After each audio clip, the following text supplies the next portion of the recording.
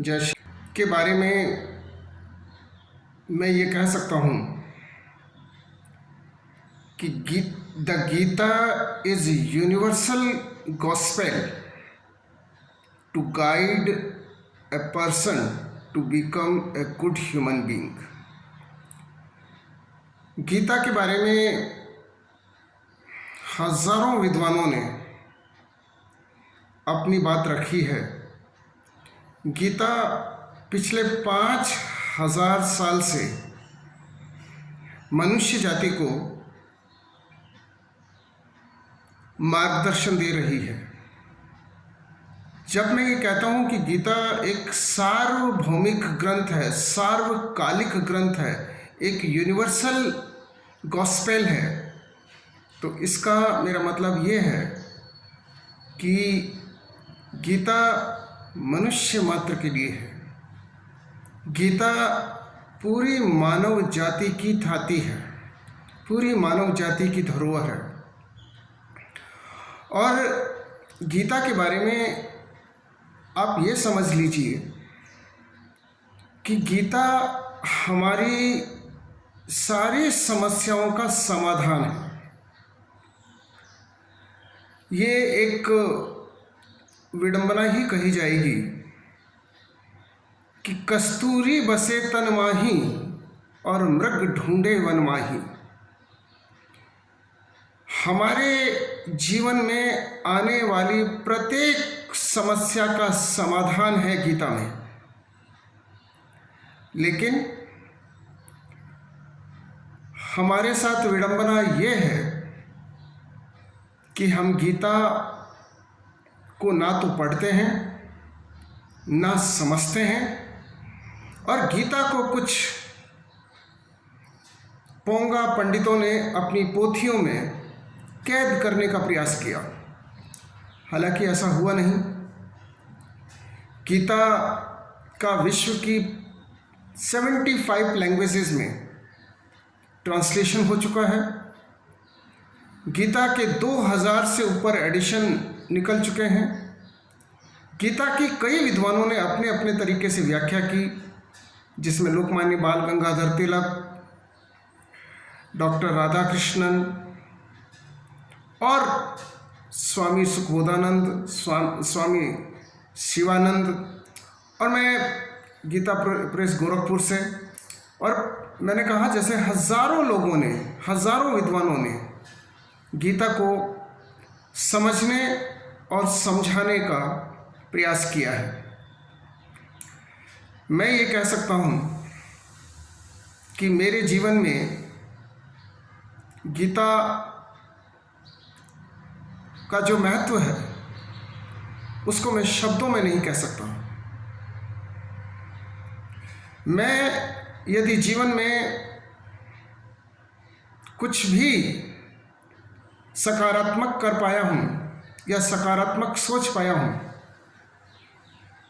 तो वो गीता के कारण है। गीता के श्लोकों का हर कोई अपने तरीके से अर्थ लेता है। गीता में 18 अध्यायों के अंदर 700 श्लोक हैं, और मैं अपने इस प्रोसेस के अंदर 700 श्लोकों में से जो मुख्य मुख्य श्लोक हैं उनकी व्याख्या करूंगा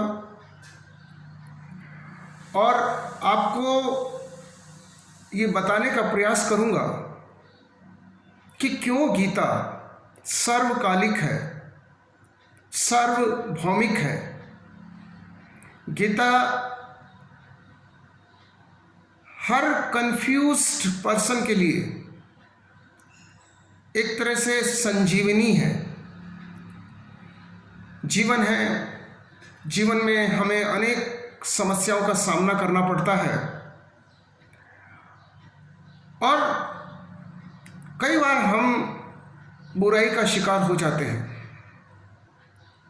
गीता हमें सद्चरित्र की शिक्षा देती है, गीता हमें कर्म की शिक्षा देती है, गीता हमें ज्ञान योग के लिए प्रेरित करती है, लर्निंग के लिए प्रेरित करती है। गीता में इससे ज़्यादा भगवान और क्या कहेंगे कि सर्वधर्मान परित्यज्य मामकेम शरणम व्रज अहम त्वं सर्व पापोभ्यो मोक्ष्यामि मा शुच। अर्जुन को कृष्ण जब संबोधित करते हैं तो हमें ये समझना चाहिए कि परमात्मा हर प्राणी, हर व्यक्ति को संबोधित कर रहे हैं। अर्जुन की समस्याएं प्रत्येक व्यक्ति की समस्याएं हैं। और जैसा मैंने आपको कहा कि जीवन की ऐसी कोई समस्या नहीं है जिसके समाधान की चर्चा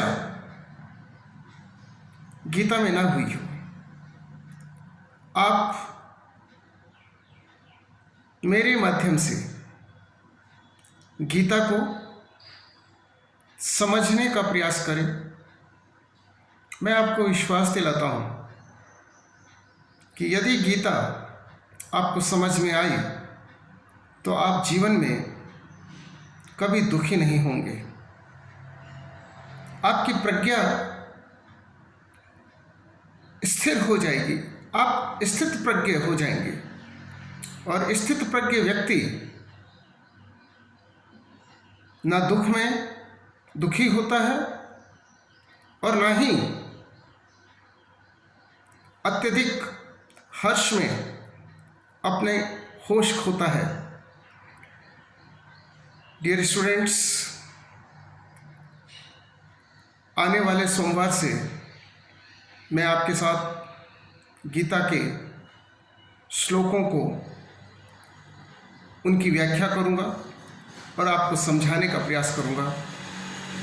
जय श्री कृष्ण।